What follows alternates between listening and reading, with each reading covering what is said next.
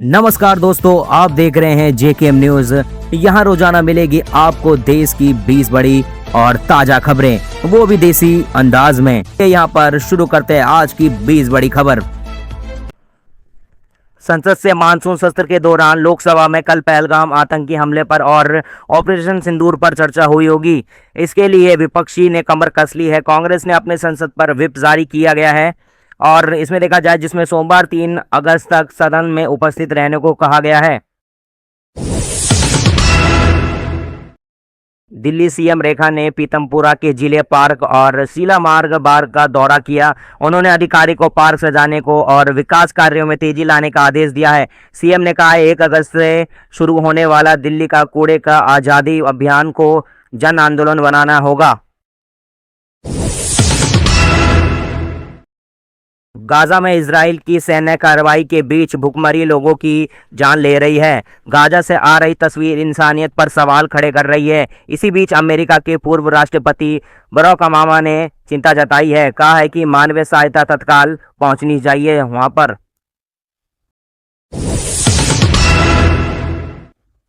संसद की कार्रवाई शुरू होने से पहले ही काफी हंगामा हो रहा है। एनडीए के संसद के मकर द्वार पर मौलाना रशीद के खिलाफ प्रदर्शन हो रहे हैं। ये विवाद समाजवादी पार्टी सपा की सांसद डिंपल यादव पे मौलाना मस्जिद रशीद की आपत्तिजनक टिप्पणी की वजह से हो रहा है। मौलाना ने दिल्ली के एक मस्जिद डिंपल यादव के कपड़ों पर भद्र कमेंट किया था।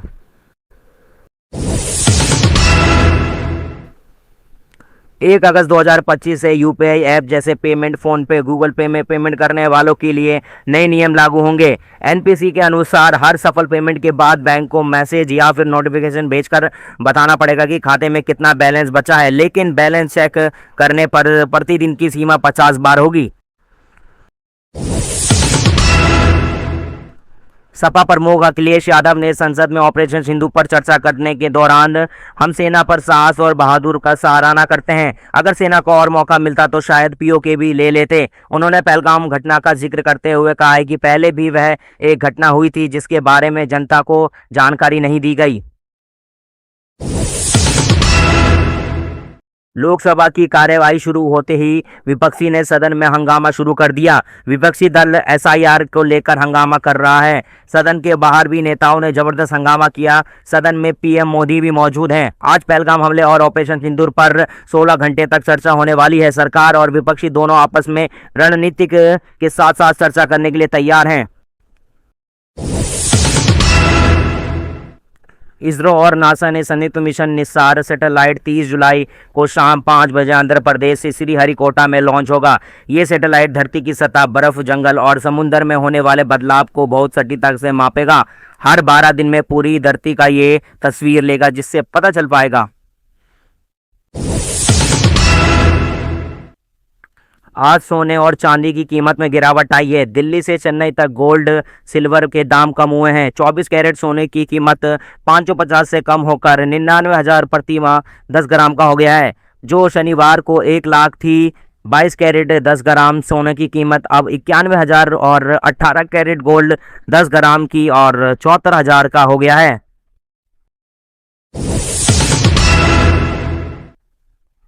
बुलंदशहर के खानपुर कन्नौज गांव के इंटर कॉलेज में मच्छरों से बचाव के लिए कीटनाशक छिड़ाव के बाद 25 छात्र बेहोश हो गए हैं।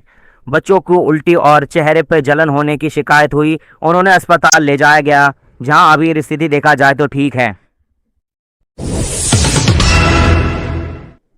सीएम योगी 2 दिन के लिए वाराणसी दौरे पर पहुंचेंगे। वह पीएम मोदी के 81वें काशी दौरे पर तैयारी चेक करेंगे। उनकी समीक्षा बैठक में सीएम के कार्यक्रम में लोकपाल और शिलान्यास दौरे पर प्रोजेक्ट तय किए होंगे।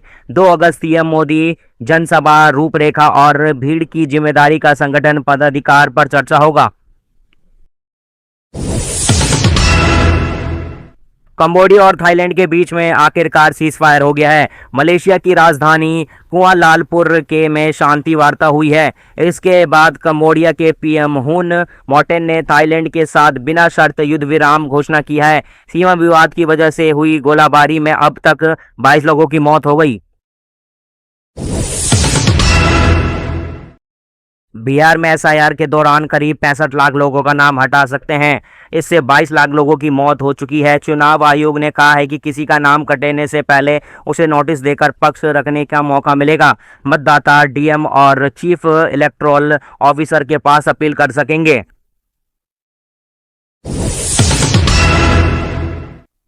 यूपीपीएससी के एलटी ग्रेड शिक्षाओं के लिए 7465 पदों पर भर्ती निकली है। अभी भर्तियों को आज यूपीपीएससी की वेबसाइट में जाकर ऑनलाइन आवेदन कर सकते हैं। यूपीपीएससी के इस भर्ती के आवेदन करने के लिए वन टाइम रजिस्टर ओटीआर अनिवार्य कर दिया गया है। जिन अभ्यर्थियों ने ओटीआर नहीं कराया उसे आवेदन नहीं कर पाएंगे। रक्षा मंत्री राजनाथ सिंह ने संसद में कहा है कि गोस्वामी तुलसीदास ने कि प्रीत और बैर बराबर वालों में होता है। पाकिस्तान से हमारा कैसा मुकाबला, शक्ति, समर्थ और अर्थव्यवस्था, हर क्षेत्र में हम बहुत आगे हैं। शेर अगर मेंढक को मार दे तो अच्छा संदेश नहीं जाता। ये हमारे सेना शेर हैं। लोकसभा में ऑपरेशन सिंदूर पर विदेश मंत्री एस जयशंकर ने कहा है कि पाकिस्तान ने हमारी रेड लाइन पार कर दी, इसलिए हमें सख्त कदम उठाने पड़े। हमने पाकिस्तान को करारा जवाब दिया। पहलगाम आतंक हमले पर जानकारी दुनिया को यूएनएससी में अपनी बात रखी। हमने पाकिस्तान को बेनकाब किया। लोकसभा में विदेश मंत्री एस जयशंकर ने कहा, भारत और पाकिस्तान के बीच कोई मध्यस्थता नहीं है। पाकिस्तान ने सीज फायर की गहरी सुनाई करी। 9 मई अमेरिका के उपराष्ट्रपति जेडी वैन ने पीएम मोदी को फोन लगाया और पाकिस्तान से बड़े हमले को तैयारी कर रहे थे। इस पर पीएम मोदी ने साफ कहा कि हम मुंह तोड़ जवाब देंगे।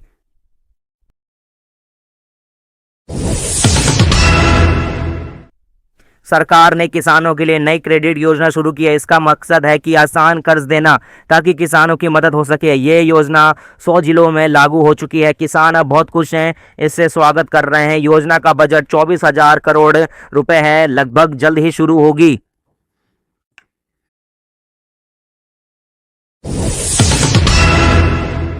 इजराइल ने गाजा में पहली बार मानवीय मदद भेजी है।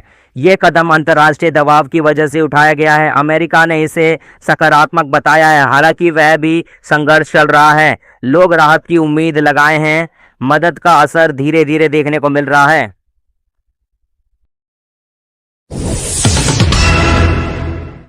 मुंबई में भारी बारिश की चेतावनी, मौसम विभाग ने अलर्ट जारी किया है। सड़कों पर जल भराव और ट्रैफिक जाम होने का खतरा है। पुलिस और बीएमसी तैयार है। लोगों को घरों में रहने की सलाह दी गई है। बारिश से नुकसान की आशंका भी है। स्थानीय लोगों को सावधानी बरत रहे हैं।